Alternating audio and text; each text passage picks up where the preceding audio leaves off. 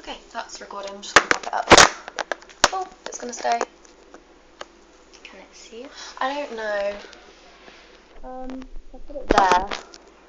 And then we sit a bit further back. That will see us. Right. Notes. Do you want to start or shall I? No, I'll start.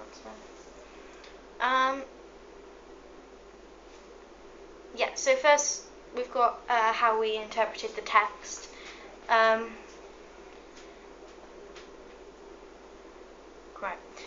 We basically had it so the text was us to talk, being these two characters, but we don't have names.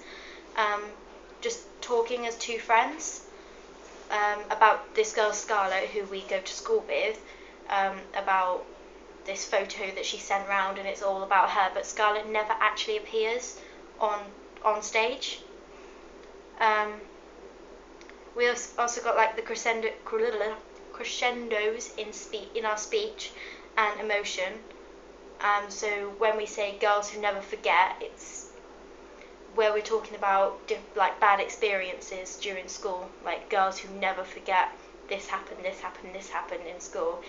When we say girls who never forget, it's really disappointing, sad, because we wish that they wouldn't forget. Our characters. We improved our characterization through hot seating, as we've already said, and this allowed us to work on vocal expression and the body language of teenage girls. Obviously, we're still teenage girls, so that didn't take too much work, but we were really trying to like exaggerate it. So like playing with your hair, like flipping it, and like using the word like an awful lot more than is grammatically correct. And also using the costume of schoolgirls has helped us embody the character quite well visually. Should we stand up and show? My shirt's untucked. Okay. We've used black skirts, white shirt, and a school tie. These are ties from my secondary school that we've used. And we're doing long socks. And we've done a dress run through today using our props as well, like the blankets and stuff for the sleepover scene, and our phones, and using the makeup for the symbolism of the purple antiseptic spray, so that we would know that it all worked with the costume if there were any problems. The only problem we've really encountered is that we definitely need to wear shorts underneath our skirts to keep the costume decent, especially during the physical theatre or the dance, because we don't want to flash anybody while we're on stage. So yeah, that was really helpful. That's how we've used a lot of our rehearsal time today, just going over it and over it. Whilst in costume and yeah. props, and using props. This is the first time we've used costume within our rehearsal time. Yeah. And we've worked out, like Beth and we, said, yeah. it does work, which is good. We just need to make sure we're wearing shorts under our skirts, otherwise everybody probably I'm going to need to wear a shirt underneath this so that it's not really see-through. We need to match our emotions vocally and bodily.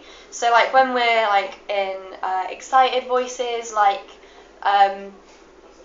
when we're being little children and we're like really excited about starting school with our new friends. High-pitched voices. Our voices need to be like really high-pitched and like, yeah, this is great. And our body language needs to mirror that, so that it's not like really like this is great, and it's like, yeah, this is great. When we're sat on the floor as well, we're like playing with our shoes, playing with our socks. It's like big clumsy movements. Yeah. To like. When we've got the lines, my mother told me not to pick my nose, and my mother told me not to bite my nails. My mother told me not to be so loud. It's really like we're actually doing those things. Yeah. So I sit there and pretend to pick my nose. Beth bites her nails, and then we put our hands in our heads not to be so loud. And that's the same with like sad things, like when we're talking about all the things that we remember from primary school, and when we get onto the less exciting things like one of the girls' mothers having an affair with the maths teacher, or the other one being embarrassed about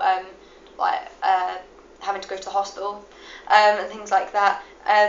It has to be like really slow and like eyes downwards, shoulders slumped. Our body language needs to mirror the emotion. Embarrassed that those things ever happened, and these other girls we went to school with actually remember it. Yeah, it has to. Our bodies have to show the same thing that our voices or what we want to be putting across. We've done that bit about looking childish and stuff. Can I do the errors bit? Yeah. There it is.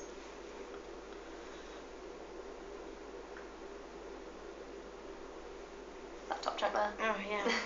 And if we've got different errors we've faced whilst doing this play during our rehearsals.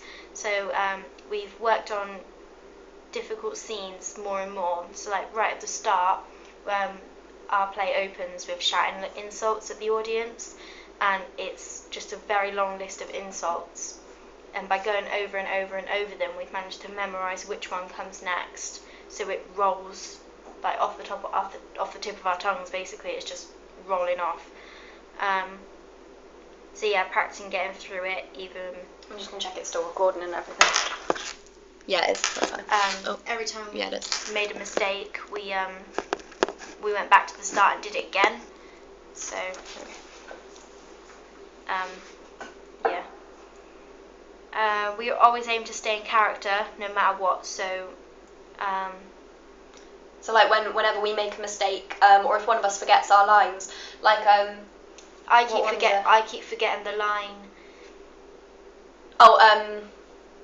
She hasn't even bothered to, when it's talking about her personal areas on the photograph, there's that bit. Yeah. And so we've broken it up because I remember it and she doesn't, so I would say, and she hasn't even bothered to, and then she comes in with the rest of the line. I keep jumping with it because I remember the rest of it. It's just getting the start of it. So Beth always. And the way the script's designed, it's kind of built so they're all finishing each other's sentences and cutting each other off all the time. Yeah. So it sort of fits with the overall theme of the girls' relationship.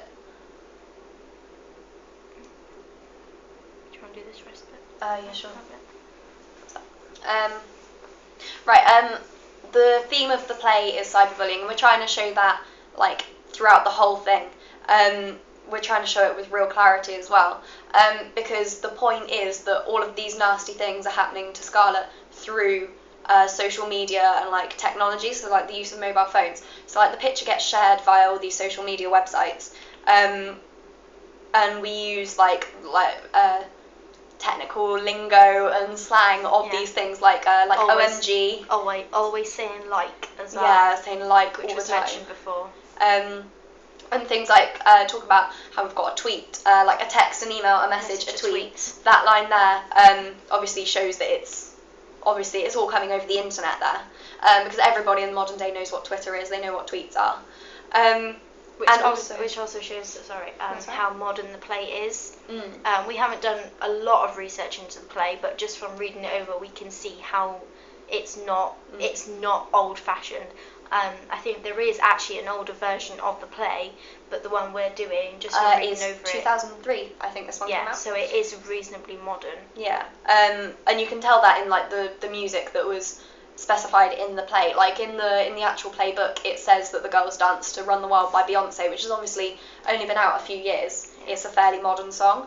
It's also a pop song. Yeah, it's and it just. Obviously, 50 years ago, pop songs didn't really exist, or at least not the way we know them as now. It would have been, if this play had been set 50 years ago, it would have had much different music.